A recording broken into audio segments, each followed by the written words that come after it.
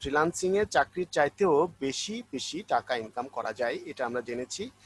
Number 2 হচ্ছে যে অনেকেই করছে, আপনার আশেপাশে করছে, দেশে অনেকেই আছেন, অনেকেই করছেন, যারা করছে তাদের সাথে আপনারা কথাবার্তাও বলছেন। হ্যাঁ, এমনকি এই যে আমি একজন, আমার সঙ্গেও আপনারা কথাবার্তা বলছেন। হ্যাঁ, জ্ঞান শেয়ার করছি। এরপরে আপনাদের আরো যারা ফেসবুকে আছেন, এখন ডিজিটাল সোশ্যাল মিডিয়ার যুগ। হ্যাঁ, এখন সেখানে সবাই যাকে চান তাকে, তার নামটা সার্চ করে আপনি তার সঙ্গে কথা বলতে পারেন, রিকোয়েস্ট করতে পারেন, কোনো কিছু জেনে নিতে পারেন। আর তাছাড়া আমাদের এত কষ্ট করার কোনো দরকার নাই। বিভিন্ন গ্রুপগুলো আছে, এই গ্রুপগুলো এই যারা যারা অনেক সিনিয়র আছেন, যারা যারা সাকসেস, তারা এই গ্রুপগুলো বানান। অনেকের মহৎ উদ্যোগে এই গ্রুপগুলো তৈরি হয়। হুম, এই গ্রুপগুলো এমনি এমনি তৈরি হয় না, নিঃসন্দেহে এগুলোতে মহৎ উদ্যোগ রয়েছে, আর কারো কারো স্বার্থ রয়েছে। তো যাই হোক, স্বার্থ থাকলেও সেই স্বার্থটা আমাদের বাংলাদেশি বাঙালিদের জন্য, শুধু বাংলাদেশি না, বাংলাদেশি, ইন্ডিয়ান, সমস্ত সবাইকে নিয়ে, মানে বাঙালিদের জন্য আমাদের একটা খুবই সম্ভাবনাময় যে আমরা যে ঘনবসতি মানুষ, অর্থাৎ জনবহুল মানুষ, আমাদের মানে ম্যান পাওয়ারটাই হচ্ছে মেইন পাওয়ার। তো আমাদের এটাকে ইমপ্লিমেন্ট করতে পারলেই হলো। আর ইমপ্লিমেন্ট করতে গিয়ে আমরা যারা বাইরের দেশে যাচ্ছি, অন্য দেশে গিয়ে যে টাকা কামাই করছি, যে উদ্দেশ্যে টাকা কামাই করছি, যে সংসার, স্ত্রী পুত্র পরিবার নিয়ে সুখে শান্তিতে থাকবো, অথচ সেই টাকা কামাই করতেই আমি আর আমার সংসারকে পাচ্ছি না, আমার স্ত্রীকে পাচ্ছি না, আমার বাচ্চা কাচ্চাকে আর নিয়ে জীবনযাপন করতে হচ্ছে না, আমার মার মুখ সারাদিন প্রতিদিন দেখে দেখে আমি কাজ করব সেই চিন্তা করতে হচ্ছে না। হ্যাঁ, সেগুলোকে সবকিছুকে জলাঞ্জলি দিয়ে আমাকে প্রবাসে থাকতে হচ্ছে।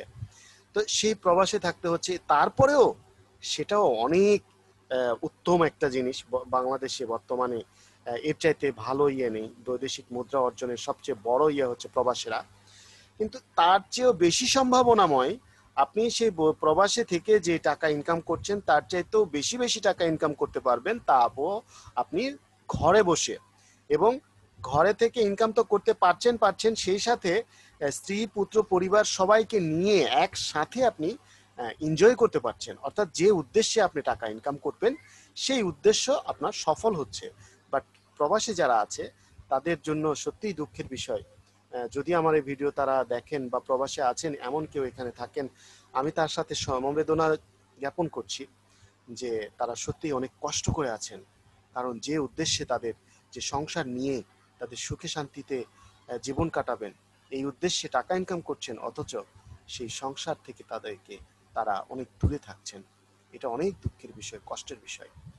যাই হোক, তো আমাদের জন্য এটা একটা সুবর্ণ, আমাদের জন্য এটা একটা সুবর্ণ সুযোগ যে সেই ফ্রিল্যান্সিং শেখার জন্য যে সাপোর্ট আমাদেরকে ফ্রি একটা ব্যবস্থা করে দিয়েছে, এবং যে সাপোর্টের পেইড ব্যবস্থাটা আছে আমাদের 30 তারিখ পর্যন্ত যারা আছে আমাদের এই গ্রুপে সবাই ফ্রি এই ব্যবস্থাটা পাবে। এরপর থেকে যারা আসবেন তারা পেইড করে আসবেন আর কি। তো এখন আমি মনে করি আমরা সবাই সৌভাগ্যবান। এই জন্য সৌভাগ্যবান যে আমরা এভাবে গুছিয়ে গুছিয়ে কথাগুলো শুনছি। যেমন ধরুন, আমি আপনাদের সামনে গুছিয়ে গুছিয়ে তুলে ধরছি, কিন্তু আমাদের সময় কেউ গুছিয়ে গুছিয়ে বলার সুযোগ ছিল না। আমরা গুগলে সার্চ করেও অ্যান্সার পাইনি, জানেন আপনি? কিছু কিছু বিষয় আছে যেটা গুগল, ইউটিউব কোথাও পাই নাই। হ্যাঁ, অথচ এখন এমন অবস্থা যে হাতে তুলে দেওয়া হচ্ছে, তারপরেও বুঝতেছে না, তারপরেও যারা জানে না, বোঝে না, তারা অনেক এখান থেকে অনেক দূরে আছে। তো আমি তাদেরকে বলবো যে অবহেলায় সময় নষ্ট না করে একেবারে মন দিয়ে করতে।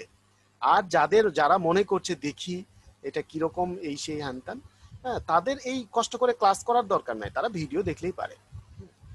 আর তাছাড়া আমি তাদেরকে আরো দৃঢ়ভাবে বলবো, রিকমেন্ড করব যে আপনারা আপনাদের নিজের ইচ্ছাটাকে দেখতে থাকুন, কোনটা কি অবস্থা এগুলো দেখার আগে নিজের ইচ্ছাকে প্রাধান্য দিন। আপনি নিজের ইচ্ছাটাকে জানতে চেষ্টা করুন যে আপনার কোনটা ভালো লাগে। হুম, আপনার কি প্লেন চালাতে ভালো লাগে? আপনার কি ফ্রিল্যান্সিং করতে ভালো লাগে? আপনার কি ফুটবল খেলতে ভালো লাগে?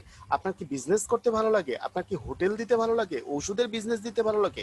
না কোন পেশাটা? পেশার কোনো শেষ নেই। মুদিখানার দোকান করতে ভালো লাগে, নাকি আপনার ঠেলা গাড়ি চালাতে ভালো লাগে? হ্যাঁ, এমনও হতে পারে রিক্সা চালাতেও ভালো লাগতে পারে আপনার, সেটাও হতে পারে। হ্যাঁ, তো আপনার কোনটা ভালো লাগে? আমি অনেক দেখেছি রিক্সা চালক, একজন রিক্সা চালক তার রিক্সাকে এত সুন্দর করে সাজিয়ে সে রিক্সা চালায়। ঠিকই ভাড়া 20 টাকার ভাড়া 20 টাকাই নেয় সে, বাট তার রিক্সাটা অনেক সুন্দর। তো ওই ব্যক্তির ওই রিক্সাটা যদি আমি সামনে কখনো পাই, তাহলে কি অন্য রিক্সায় চড়বো এবং ওই রিক্সায় ঠিকই লাফিয়ে উঠবো, ভাই চলেন বলবো, তাই না? সবার আগে বলবো, কারণ একটা ভালো তার রিক্সাটা এত সুন্দর করে সাজানো গোছানো। হ্যাঁ, যেন তার ঘরের বউকে সাজিয়ে রেখেছে, এরকম একটা ব্যাপার। তো এই যে ভালো লাগা, হ্যাঁ, রিক্সা চালককে দেখেছি, তারপর অটো চালককে দেখেছি, হ্যাঁ এরকম, তারপর প্রাইভেট চালককেও দেখেছি এরকম সুন্দর করে তার ইচ্ছে মতো গাড়িতে সাজিয়ে রেখেছে, যা খুশি তাই, সে সেরকম করে সাজিয়ে রেখে ওটা দ্বারা ইনকাম করে। তো এরকম ভালো লাগার ব্যাপার আছে। হ্যাঁ, তো এখন আমি বলতে চাই যে আপনার ভালো লাগে কিসে, কোনটা আপনার ভালো লাগে, যে যে কোনো একটা পেশা বেছে নিতে হবে যে ভালো লাগার জন্য। এই ভালো লাগাটা যদি আপনি নির্বাচন করতে পারেন, আপনি যদি ফাইন্ড আউট করতে পারেন, দেন আপনি গেইন। হ্যাঁ, এইটুকু নির্বাচন করতে পারলেই আপনি গেইন। আপনার যদি ভালো লেগে থাকে সেটা যদি আপনি নির্বাচন করতে পারেন, তাহলে আপনি সেই পথে স্টার্ট করে দিন। এদিক সেদিক কোনো দিকে তাকাবেন না, আপনি সেই পথে স্টার্ট করে দিন। এদিক সেদিক তাকাবেন তো আপনার জীবন থেকে সময় হারাবেন, যা কখনোই আর ফিরে আসবে না। হ্যাঁ, তাই আমি দৃঢ়ভাবে রিকমেন্ড করব যে আপনি আপনার কোনটা ভালো লাগে সেটা আগে দেখুন, তারপরে সিলেক্ট করুন এবং সেই পথে চলুন। তো আমরা এখানে যারা আছি, আমি আশা করি বা মনে করি যে আমরা সবাই ফ্রিল্যান্সিং করতে আগ্রহী। হ্যাঁ, ফ্রিল্যান্সিং আমাদের ভালো লাগে, ফ্রিল্যান্সিং আমাদের স্বপ্ন, সুখ, স্বপ্ন সবকিছু। কিছুদিন আগে আমি একটা পোস্ট দেখলাম ফেসবুকে, একটা ফেসবুক না টুইটার, ফেসবুক টুইটার অথবা লিঙ্কডইন, যে কোনো একটা জায়গায় আমি দেখেছিলাম একটা ছবি। বউ মানে হাজবেন্ডকে গাছে বেঁধে, একেবারে টোটালটাকে বেঁধে, হ্যাঁ বলতেছে যে ফ্রিল্যান্সিং করবা তাহলে বিয়ে করছো কেন?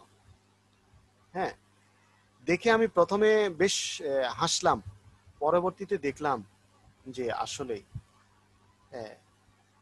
কি যে অবস্থা। তো এমন না, মানে আমরা আমাদের প্রথম দিকে এরকমই হওয়া উচিত। এরকম যদি হই যে বউকে পর্যন্ত সময় দেওয়ার টাইম নেই, এমনটা হতে হবে, তাহলে দেখা যাবে যে আমাদের ফ্রিল্যান্সিংটা খুব সহজ হয়ে যাবে। অর্থাৎ এলোমেলো সময়, কোনো তাকানোর সময় নেই। এখন আমার শিখার সময়। কি শিখছি? ফ্রিল্যান্সিং শিখছি। ফ্রিল্যান্সিং বলতে এর ভেতরে এসে দেখবো আরো অনেক কিছু, সেগুলো পরের কথা। আমি যেটাই শিখি না কেন সবকিছুই ফ্রিল্যান্সিং। তো সেই ফ্রিল্যান্সিং শিখছি, ভেতরে ঢুকে যেটা আমার ভালো লাগবে সেটা আবার নির্বাচন করব, কিন্তু ফ্রিল্যান্সিং শিখছি, এটা হলো মূল কথা। আমি এই লাইনেই থাকবো, এই লাইনেই চলছি। তো এবার আসি ফ্রিল্যান্সিং। ফ্রিল্যান্সিং শিখতে গেলে আমি গত ইয়েতে বলেছি যে আমরা যেটাই করি না কেন, ডিজিটাল মার্কেটিংটা আমাদের সব ক্ষেত্রে লাগে, এবং ডিজিটাল মার্কেটিংটা আমরা ছোট্ট একটু কিছু একটু জেনে সেটাকে বিক্রি, সেই স্কিলটাকে বিক্রি করার জন্য সবচেয়ে সহজ হচ্ছে ডিজিটাল মার্কেটিং।